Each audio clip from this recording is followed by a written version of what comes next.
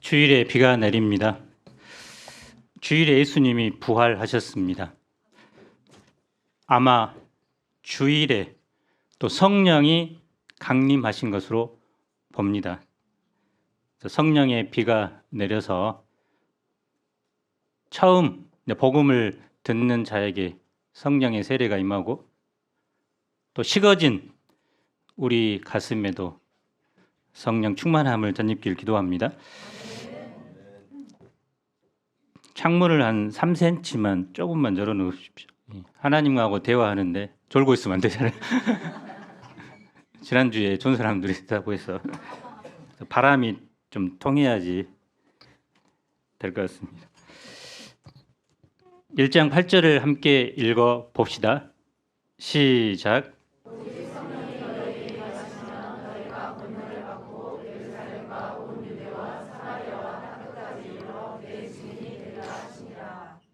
새봄 학기에 누가복음에 이어서 사도행전을 공부합니다.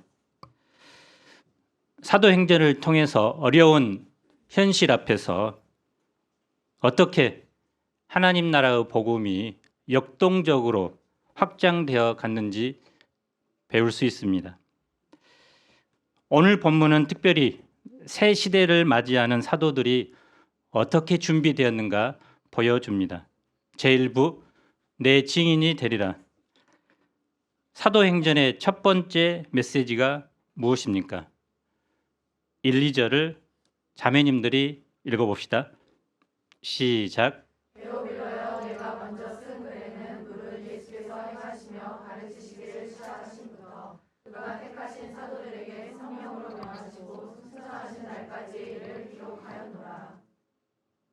데오빌로는 하나님 플러스 친구 또는 사랑이라는 단어로 합성되어진 말로서 하나님을 사랑하는 자라는 이름을 가진 로마 고위 관리를 말합니다.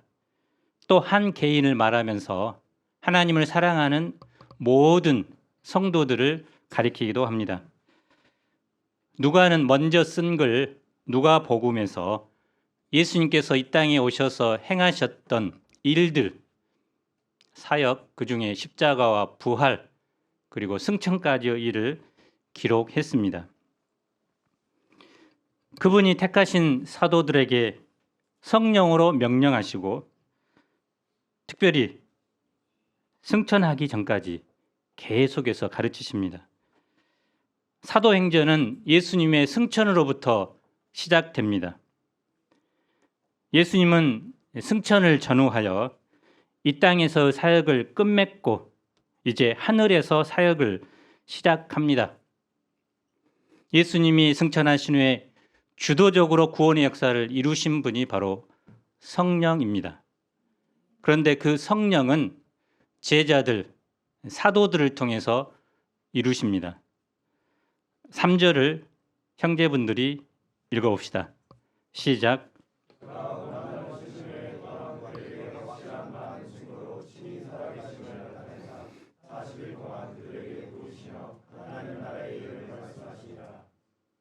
예수님은 부활하신 후 40일간 이 땅에 머무셨습니다. 제자들과 여행을 하며 마지막 추억을 쌓을 수도 있습니다. 또 자기를 죽이고 조롱한 사람들을 찾아가 혼내줄 수도 있습니다. 그런데 예수님은 이 기간에 두 가지 일을 하십니다. 먼저 여러 가지 방법으로 친히 살아계심을 나타내셨습니다. 마태복음 28장, 마가복음 16장, 누가복음 24장, 요한복음 20장, 21장 이곳에서 부활하신 예수님은 여자들에게, 막달라 마리아에게, 엠마오로 가는 두 제자에게, 사도들에게, 도마에게 부활한 자신의 모습을 친히 보여주셨습니다. 고린도전서 15장은 500명의 형제들에게 일시에 자신의 부활을 보여주셨습니다. 예수님께서 왜 이렇게 친히 살아계심을 나타내는 것일까요? 예수님의 부활이 바로 제자들의 신앙과 삶에 흔들리지 않는 기초가 되게 하기 위해서입니다. 복음서에서 베드로가 예수님을 부인한 이유가 무엇일까요? 죽음에 대한 두려움입니다. 제자들이 결정적인 순간에 예수님을 버리고 도망간 이유가 무엇일까요? 부활이 이들의 삶의 기초가 아니었기 때문입니다. 그들의 신앙의 기초는 자기 신념과 의지였습니다. 제자들은 하나같이 연약한 사람들이었습니다. 그러나 제자들에게 부활의 신앙이 깊이 심겨지면 더 이상 죽음을 두려워하지 않게 됩니다. 어떤 핍박도 이겨낼 수 있는 힘을 덧입게 됩니다. 사도행전을 쭉 공부하다 보면 사도들은 하나같이 예수님의 부활을 증거한 것을 볼 수 있습니다. 또 교회를 박해하던 사도 바울이 결정적으로 변화된 것도 부활하신 예수님의 음성을 직접 들었기 때문입니다. 우리도 이 부활의 신앙 위에 신앙과 인생의 기초를 세워야겠습니다. 다음으로 예수님은 하나님 나라에 대해 말씀하십니다. 하나님 나라는 하나님께서 다스리는 왕국입니다. 나라는 장소적인 의미보다는 통치, 다스림의 개념입니다. 세상에 많은 나라가 있죠. 하지만 성경의 눈으로 보면 두 개의 나라밖에 없습니다. 세상 나라, 하나님 나라입니다. 세상 백성, 하나님의 백성입니다. 그런데 어느 나라, 어느 백성인가에 따라 삶의 모습이 전혀 다릅니다.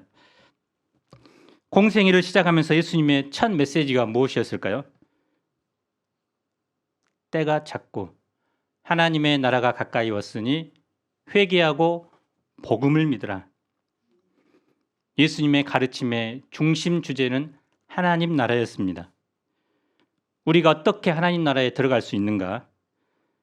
하나님 나라가 어떤 모습인지, 또 하나님 나라가 한 사람의 내면에 어떻게 임하는지 여러 가지 비유로 가르치셨습니다. 예수님께서는 잃어버린 하나님 나라를 이 땅에 회복시키기 위해 오셨고 자신이 직접 죽으시고 부활하심으로 말미암아 하나님 나라를 회복시키셨습니다. 이제 우리는 이 하나님의 통치를 받는 백성들이 된 것입니다. 그리고 제자들을 이 나라의 주역이요 건설자로 세우셨습니다. 그렇다면 이제 우리의 관심사도 부활과 하나님 나라를 향해야 합니다. 예수님은 사도들에게 무슨 방향을 주실까요? 예루살렘을 떠나지 말고 아버지께서 약속하신 것을 기다리라. 예루살렘은 예수님이 죽으신 땅이요 제자들이 실패한 땅입니다. 떠나고 싶은 곳입니다. 하지만 그들은 떠나지 말고 아버지께서 약속하신 것을 기다려야 합니다. 요한은 물로 세례를 베풀었죠. 이제 사도들은 몇 날이 못 되어 성령으로 세례를 받게 됩니다. 그래서 아버지께서 약속하신 것은 성령의 오심, 성령으로 세례 받음입니다. 성령께서는 제자들에게 오셔서 그들을 통해 새 역사를 시작하고자 합니다. 예루살렘을 그 사역의 시작점으로 삼으십니다. 그런데 제자들은 이렇게 묻습니다. 주께서 이스라엘 나라를 회복하심이 이때입니까? 제자들은 성령의 함께하심을 체험하는 그때에 이스라엘 나라를 다시 세우시는가 묻는 것입니다. 그들은 하나님 나라를 이스라엘이 로마의 압제에서 벗어나 해방되는 것으로 여겼습니다. 하나님 나라를 이스라엘이라는 영토와 이스라엘 백성에게만 제한한 것입니다. 더구나 그들은 예수님의 죽으심과 살아나심을 통해 이제 이스라엘 백성의 개념이 완전히 바뀌어버린 것을 몰랐습니다. 누가복음 24장 47절을 보면 예수님의 이름으로 죄사함을 받게 하는 회개가 예루살렘에서부터 시작하여 모든 족속에게 전파될 것이라. 그래서 예수님은 이제 유대인만의 아닌 온 세상 만민을 구원하기 위해 죽으시고 부활하셨습니다. 하지만 제자들은 여전히 자기 나라, 자기 민족을 벗어나지 못했습니다. 제자들의 모습이 오늘 우리의 모습입니다. 아무리 거룩한 이야기, 놀라운 하나님의 약속, 성령의 세례와 같은 신앙의 세계를 듣는다고 할지라도 여전히 관심은 자기에만 머물러 있습니다. 예수님의 말씀을 듣지만 내 마음을 가득 채우고 있는 것은 내 만족, 나의 재미, 내 꿈, 내 생각입니다. 그래서 절대 바꾸려고 하지 않습니다. 제자들처럼 주님은 언제 내가 원하는 것을 들어주실 것인가요? 라는 질문을 합니다. 예수님의 대답이 무엇일까요? 우리 다 함께 7절을 읽어봅시다. 시작.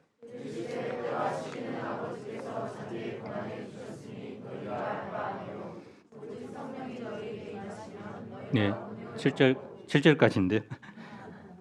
이스라엘을 다시 세울 때와 시기는 아버지의 권한으로 정해 놓으셨습니다. 제자들이 신경 쓸 일이 아닙니다. 대신 그들은 무엇에 집중해야 할까요? 8절을 읽어봅시다. 시작.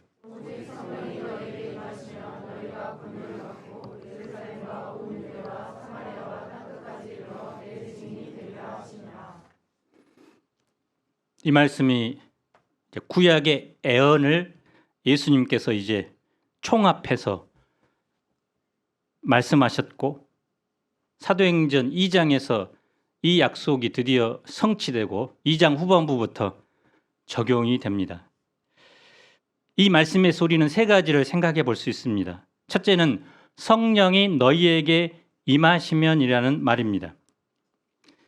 예수님의 죽으심과 살아나심을 통해 예수님과 성령의 관계에 획기적인 전환이 일어났는데요.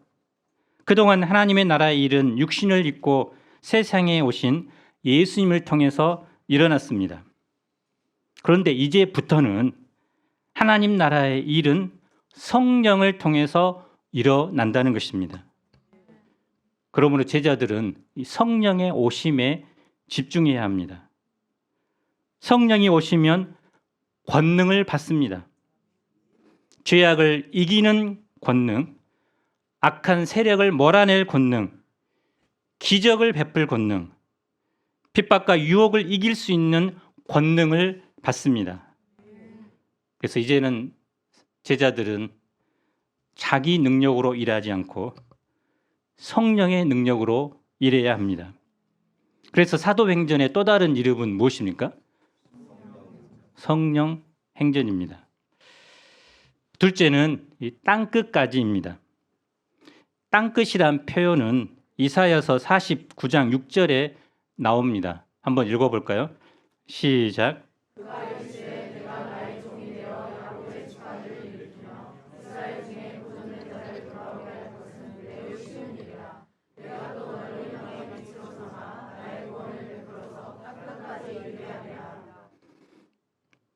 하나님께서 여호와의 종 메시아를 통해서 이방인을 위한 빛으로 세우고 그가 땅끝까지 구원을 가지고 가게 될 것이라는 예언입니다. 이사야 45장 22절에도 이런 표현이 있습니다. 땅의 모든 끝이여 내게로 돌이켜 구원을 받으라. 그래서 이 땅끝이라는 표현은 이방의 어느 한 나라를 가리키는 것이 아니라 이방 모든 나라를 가리킵니다. 제자들은 이스라엘을 생각했는데 예수님은 땅끝을 말씀합니다. 예수님은 편협한 지역주의를 뛰어넘습니다. 그래서 사도행전은 하나님의 나라가 예루살렘 그리고 유대와 사마리아 그리고 땅끝으로 어떻게 전파되었는가를 기록합니다. 하나님 나라의 거센 물결은 예루살렘과 유대라는 지역을 힘차게 넘어서서 유대인들이 무시했던 사마리아 그리고 온 땅을 향하여 확장됩니다. 셋째, 내 증인이 되리라는 말입니다. 그래서 예수님을 위해서 또 예수님에 관해서 증인으로 산다는 뜻입니다. 증인은 어떤 자입니까? 기억이나 회상으로 어떤 것에 대해 알고 있고 또 말할 수 있는 사람입니다. 당시 로마는 새 황제가 즉위하면 전령을 서쪽으로는 스페인, 북쪽으로는 영국, 남서쪽으로는 이집트까지 보내어 그 소식을 알렸다고 합니다. 이처럼 성령은 증인을 땅끝까지 보내서 하나님 나라의 일을 알리십니다.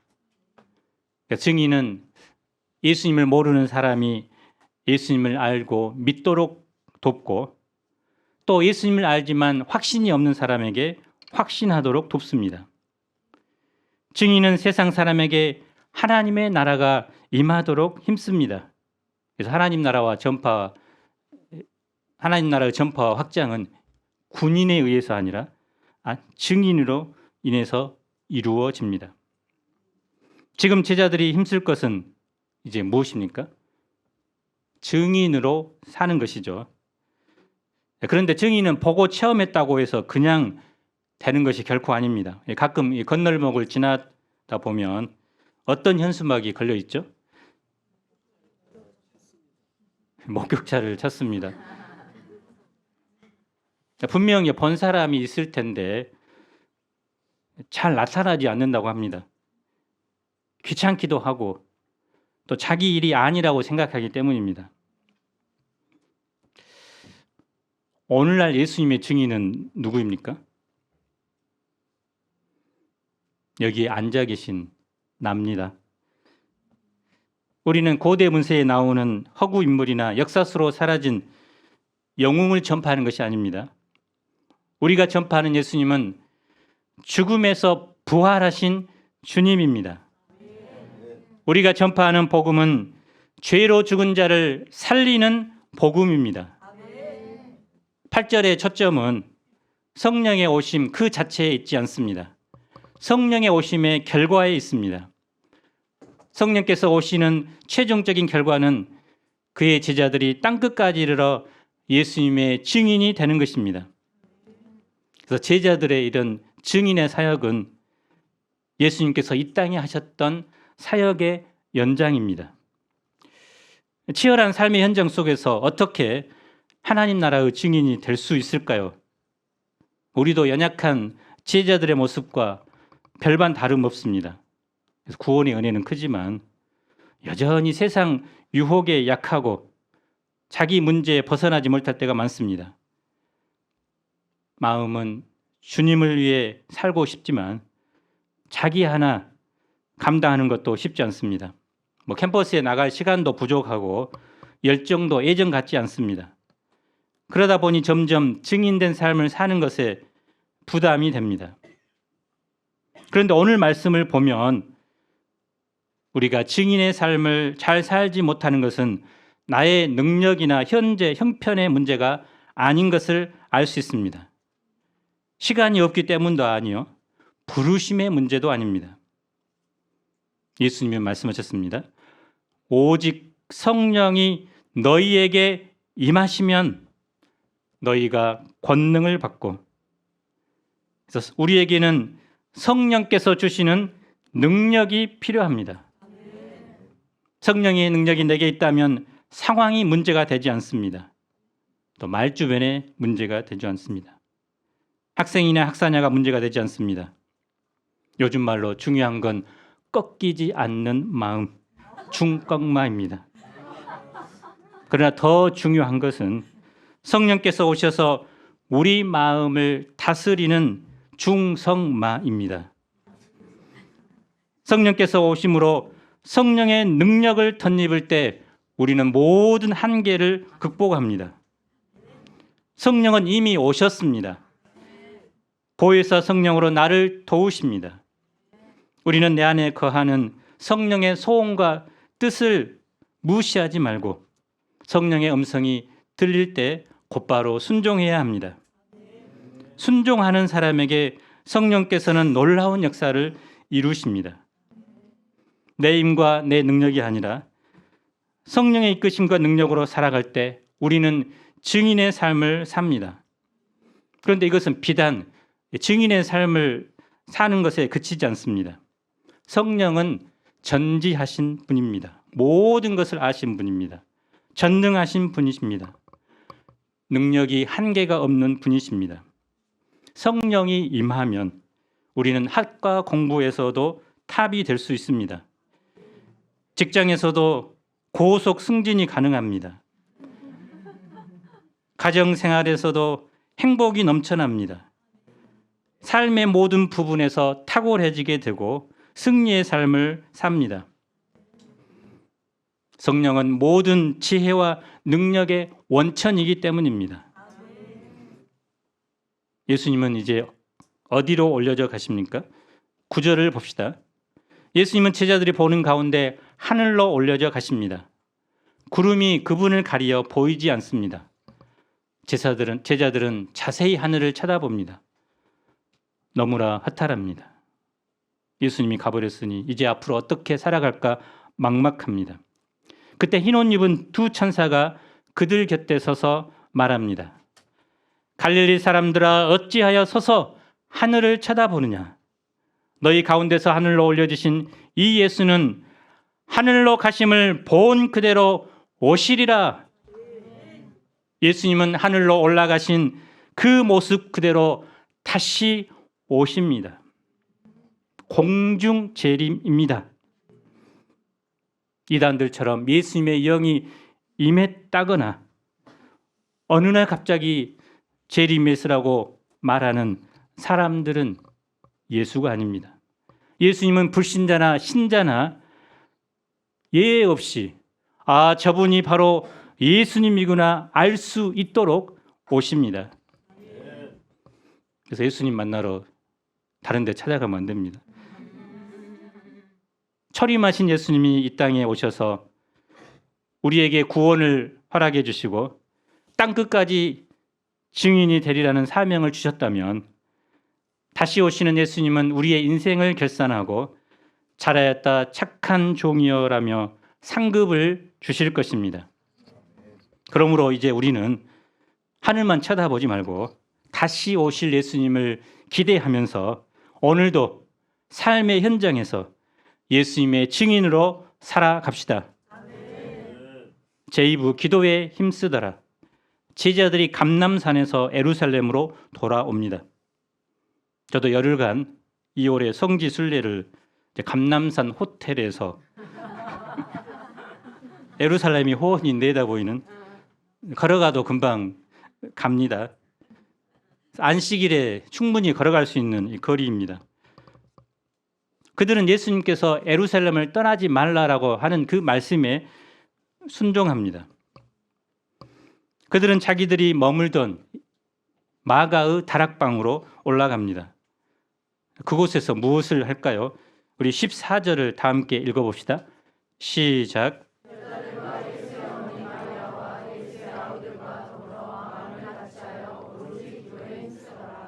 첫째, 그들은 더불어 마음을 같이 합니다. 제자들은 예수님이 계실 때 모였다 하면 서로 누가 크냐 하며 경쟁했습니다. 지금도 예수님은 계시지 않고 모인 수도 120명입니다. 여자들은 제자들의 과거가 너무나 한심해서 제자 취급 안 할 수도 있습니다. 예수님의 어머니와 동생들은 예수님의 혈육으로 나름 내세울 것이 있습니다. 그래서 배경이 서로 다른 사람들이 더불어 마음을 같이 하는 것은 쉽지 않습니다. 다 자기를 중심으로 자기 목소리를 내기 쉬웠습니다. 그런데 그들은 더불어 마음을 같이 했다고 합니다.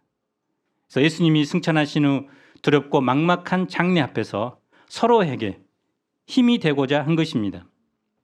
미국의 풍자 작가 케일러가 만든 가상 마을이 있습니다. 오비건 호수라는 곳입니다. 오비건은 고뇌라는 말과 비건, 사라진이라는 말에서 나왔습니다. 고뇌가 사라진 호수라는 뜻이죠. 그 마을 사람들은 모두 자기 잘난 맛에 삽니다. 예를 들면 나보다 느리게 운전하는 사람은 멍청이고 빠르게 운전하는 사람은 미친놈이다 라고 이렇게 생각합니다. 모든 기준을 나에게 둡니다. 심리학자 길로비치는 이런 현상을 오비건 호수 효과라고 불렀습니다. 공동체에 이런 자기 과신의 오류에 빠진 사람이 많다면 어떻게 될까요? 한 마음을 품을 수 없습니다. 한 마음을 품고자 할 때 난 당신과 다르다, 나는 당신보다 특별하다는 생각에서 벗어나야 합니다. 그러면 마음을 같이 하게 되고 다음 단계로 넘어가게 됩니다. 둘째, 그들은 오로지 기도에 힘씁니다. 이 힘쓰다는 표현은 헌신하다는 뜻입니다. 그래서 오로지 기도하는 일에 헌신한 것입니다. 모여서 밥도 먹고 회의도 하고 또 게임도 했겠지만 가장 그들이 헌신한 것은 기도였습니다. 왜 기도에 힘썼을까요? 하나님께서 약속하신 성령의 능력을 덧입어야 하기 때문입니다. 세상에서 예수님의 증인으로 살아야 하기 때문입니다. 세상은 강한데 그들은 너무 약합니다. 그런 세상에서 살아가려면 성령의 능력을 덧입어야 합니다. 그런데 그들이 할 수 있는 것은 무엇입니까? 능력 없는 그들, 연약한 그들이 오직 할 수 있는 것은 하나님을 의지하는 기도뿐이었습니다. 어떻게 생각하면 기도는 너무 작은 일처럼 보입니다.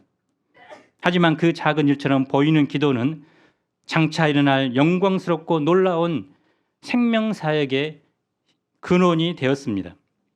1806년 미국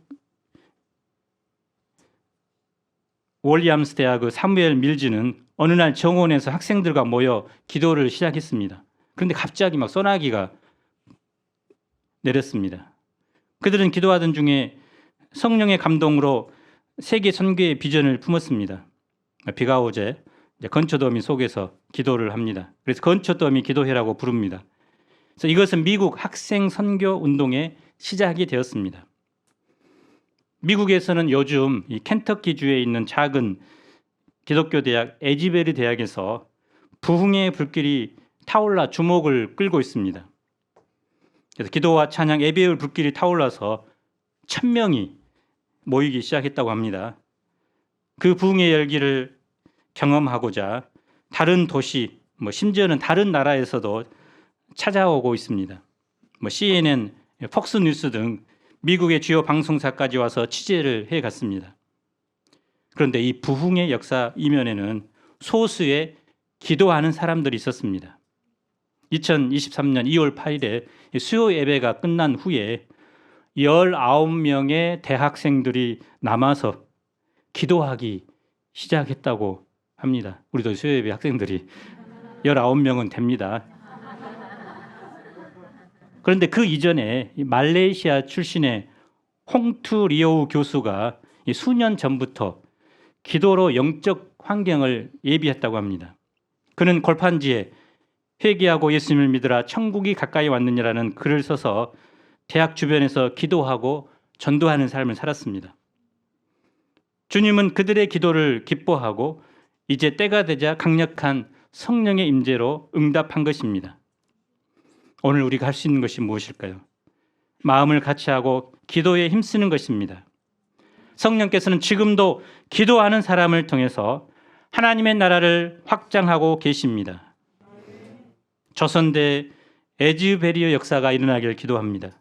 동강대에도 에즈베리의 역사가 일어나기를 기도합니다. 조선 간호대, 광주대, 송원대, 기독 간호대도 에즈베리의 부흥의 역사가 일어나기를 기도합니다. 그러기 위해서 소수의 기도하는 사람들을 하나님께서 세워주시기를 기도합니다. 지난주에는 광주대 최호훈 딱 한 명입니다. 15명의 회원을 모집하고 또 믿음으로 도전해서 동아리를 등록했습니다. 역사적인 사건이었습니다. 이정아 목사님 있을 때는 그렇지 못했죠. 후배를 보면서 이제 감동하고 있다고 합니다. 이제 베드로가 형제들 가운데서 일어서서 말합니다. 기도하는 가운데 성령께서 베드로를 감동시키셨습니다. 형제들아, 성령이 다윗의 입을 통해 예수 잡는 자들의 길잡이가 된 유다를 가리켜 미리 말씀하신 성경이 응하였으니 마땅하도다. 가룟 유다는 본래 12사도 가운데 참여하여 직무를 맡은 사람이죠. 그런데 그는 불의의 삭스로 밭을 사고 후에 몸이 곤두박질 쳐서 배가 터져 창자가 다 흘러나옵니다. 이 일이 예루살렘 사는 모든 사람에게 소문이 퍼졌습니다. 그들의 말로는 그 밭을 아겔다마 즉 피밭이라고 불렀습니다. 시편 69편 25절은 이렇게 말씀합니다. 그의 거처를 황폐하게 하시며 거기 거하는 자가 없게 하소서. 또 시편 109편 8절은 말씀합니다. 그의 직분을 타인이 취하게 하소서. 그래서 베드로는 유다의 죄와 죽음에 대해 성경의 근거에서 해석합니다. 새로운 역사를 시작하고자 할 때 유다의 배반은 큰 걸림돌이었기 때문입니다. 베드로는 이 문제를 해결함으로써 새 역사를 이룰 발판을 마련합니다. 유다의 빈자리를 누가 채웁니까? 그 기준이 무엇일까요? 마지막으로 21절, 22절을 읽어봅시다. 시작. 이러므로 요한의 세례로부터 우리 가운데서 올려져 가신 날까지 주 예수께서 우리 가운데 출입하실 때 항상 우리와 함께 다니던 사람 중에 하나를 세워 우리와 더불어 예수께서 부활하심을 증언할 사람이 되게 하려 함이라. 그래서 예수님께서 요한의 세례를 받을 때부터 3년 동안 사람을 구원하기 위해 공생애를 하셨을 때 쭉 옆에서 따라다니면서 목격했던 사람, 무엇보다 예수님의 부활을 증언할 수 있는 사람을 뽑고자 합니다. 이런 조건으로 두 사람이 추천됩니다. 하나는 바사바라고도 하고 별명은 유수도, 하나는 요셉이고 하나는 마띠아입니다. 두 사람이 자격을 갖춘 것 같습니다. 그런데 본문을 보면 요셉에 대한 설명은 길게 나타나고 마띠아는 이름만 나옵니다. 요셉은 이름도 3개나 됩니다. 그래서 설명이 긴 요셉이 120명의 공감을 또 지지를 받은 것처럼 기록됐습니다. 전승에 따르면 이 요셉은 뱀의 독을 삼키고도 살았다고 알려졌고 또 마띠아는 70인의 제자 중 한 사람으로 후에 이디오피아에서 순교했다고 전해집니다. 그런데 그들은 인간적인 생각보다는 사람을 선택하기에 앞서 무엇을 할까요? 그들은 또 기도합니다. 무사람의 마음을 아시는 주님께서 친히 두 사람 중에서 가장 합당한 사람을 뽑아달라고 기도합니다. 그리고 제비를 뽑았는데 누가 당첨됩니까? 마띠아가 뽑힙니다. 그래서 이렇게 해서 새로운 12지파가 완성됩니다. 성령께서 이제 강력하게 일하실 수 있는 환경이 예비된 것입니다. 결론적으로 오늘을 사는 우리는 어떤 삶을 살아야 할까요? 세상 사람들의 가치관과 유행을 따라 이 땅에서 삶이 전부인 줄 알고 재미를 따르며 사소한 것에 빠져서 살아야 할까요? 우리는 주님의 제자들입니다. 주님의 제자들은 달라야 합니다. 우리는 마음을 같이하여 기도에 힘써야 합니다. 그리고 성령의 권능을 덧입고 예수의 증인이 되어야 합니다. 사보맞기에 우리가 마음을 같이하여 곳곳에서 기도 모임이 이루어지고 이를 통해 성령의 강력한 능력을 덧입고 예수님의 증인으로 살아감으로 하나님께서 온전히 영광 받으시기를 기도합니다. 제가 기도하고 마치도록 하겠습니다. 하나님 아버지, 봄비가 마른 땅을